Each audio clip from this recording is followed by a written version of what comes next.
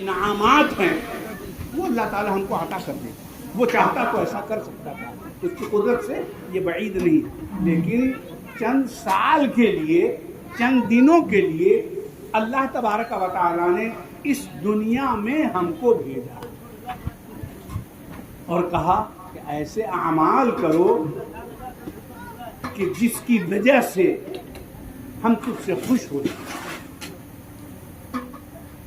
اور اپنی خوشی میں ہم تمہیں اپنی خوشی سے وہ انعامات عطا کریں جس کو تم سپنے میں بھی سوچ نہیں سکتے. اور واقعتاً پروردگار عالم نے انعامات کے وہ ذخائر اپنے بندوں کے لیے تیار فرما رکھے ہیں.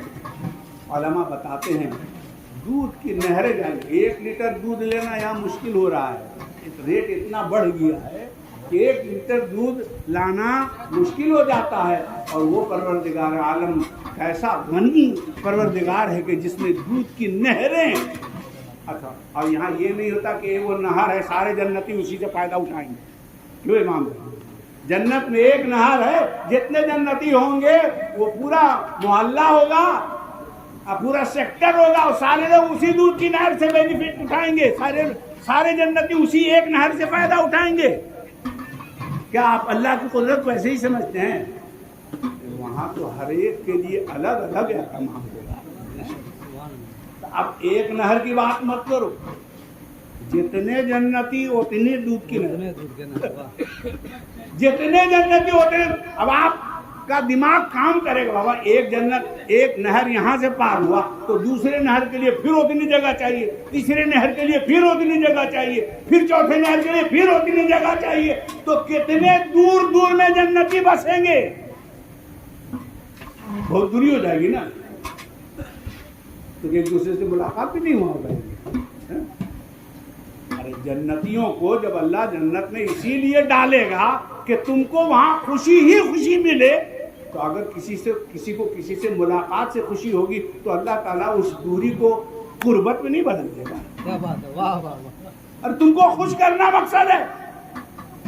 اچھا, ادھر بورچی ارچی کا کوئی اہتمام نہیں ہوا, ادھر پروگرام جیسے چل رہا پیچھے, وہاں کوئی کچن کا کوئی جھمیلا ہی نہیں ہوا. خواہش ہوئی آپ کی بڑا چیز کھاتے, وہ چیز آپ کی چیز میں آ گئی, اور سارے لوگوں کے لیے اتنا اہتمام ہو. دیکھیں یہاں جو دل جوئی پروردگار عالم کر رہا ہے, جو دل جو اس نے کیا, باپ جیسی دولت کی, ماں کی ممتا جیسی بیش بہا قیمتی نعمت اللہ نے عطا کی, بھائی جیسی محبت, بہن جیسی عنایت, اولاد جیسی رحمت, یہ سارے انعامات جو پروردگار عالم نے یہاں اس دل جوئی کا جب یہ عالم ہے, جبکہ یہ کرم بھومی ہے, یہ کرنے کی جگہ ہے, جب اس کرم بھومی میں اس کے اتنے انعامات ہیں, تو جو انعام بھومی ہے, جو اجر کی جگہ ہے, جو بدلے کی جگہ ہے, وہاں کس قدر پروردگار عالم کا اہتمام ہوگا. بس تھوڑا سا پروردگار عالم نے کہا کہ یہ چند سالہ زندگی میں ذرا سا خالی اپنی سوچ کو بدل دو, تھوڑے سے اپنے طریقہ کار کو بدل لو. سونے کی مناہی نہیں ہے, ہم یہ نہیں کہتے کہ مت سو, خالی یہ کہتے ہیں کہ عشاء کی نماز کے بعد, کھانا کھانے کے بعد جلدی سو جاؤ, اور فجر کے وقت میں اٹھ جاؤ. اتنا ہی مطالبہ. جو ہماری بات کو نہیں مانتا وہ فجر میں نہیں اٹھ کے 1.5 گھنٹہ بعد اٹھتا ہے, 2 گھنٹہ بعد اٹھتا ہے, اتنا ہی فرق ہے نا.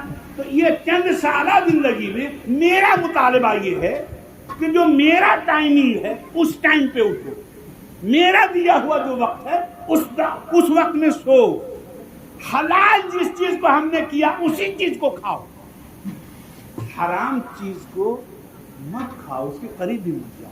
اتنا ہی نا اس کا ڈیمانڈ ہے, وہ ہم سے اتنا ہی نا مطالبہ کرتا ہے, ہمارے حکموں کی پابندی کرو.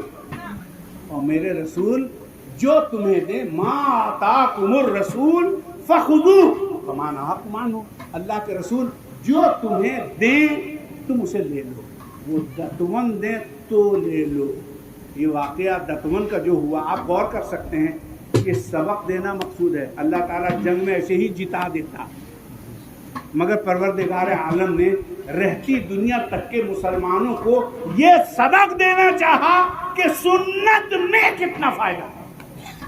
اس دنیا میں دیکھ لو ایک سنت کی ادائیگی میں کتنا فائدہ ہے.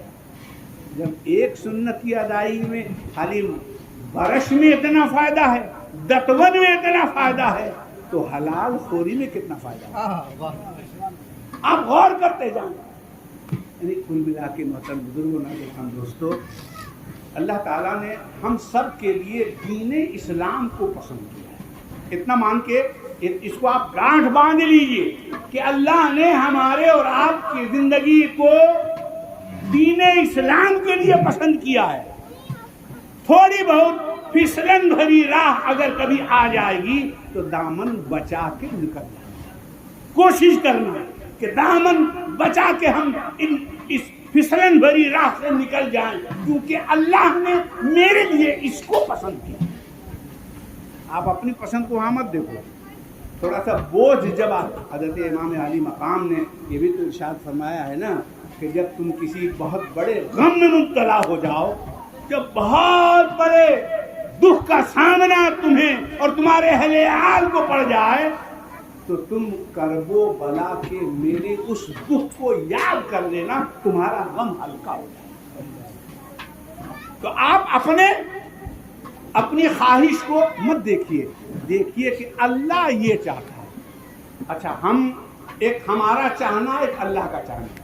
ہم نے کبھی اس بات کو عرض کیا تھا کہ ہمارے اس زندگی کو گزارنے کے دو ہی راستے ہیں.